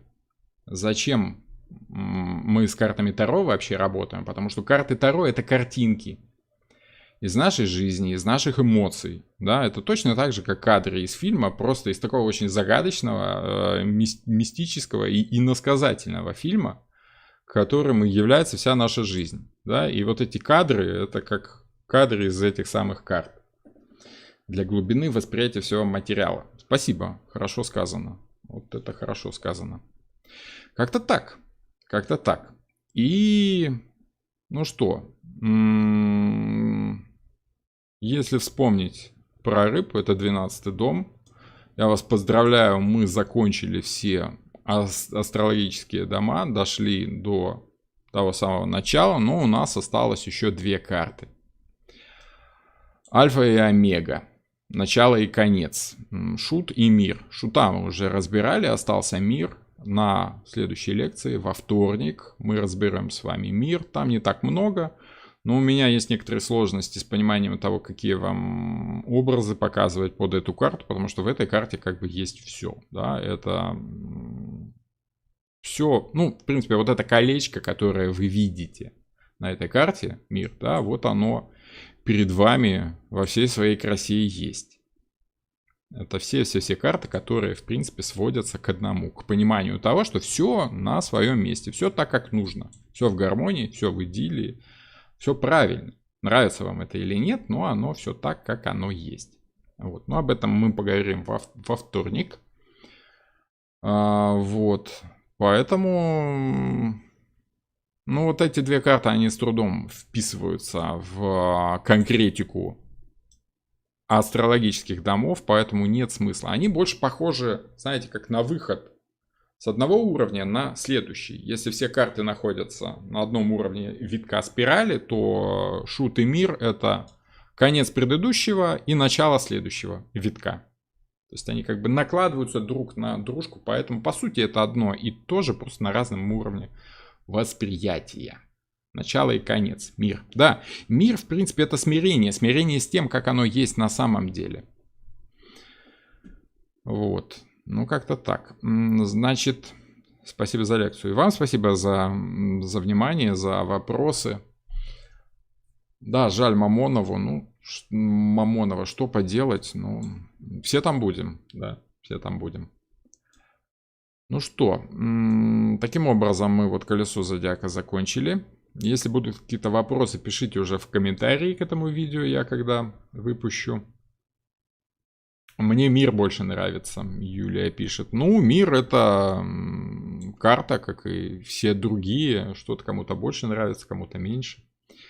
Вот. Если у вас есть какие-то интересные вопросы, пишите в комментарии. Я рано или поздно сделаю, ну, скорее рано, чем поздно, сделаю эфир по ответам на вопросы, там, где просто буду отвечать, общаться с вами.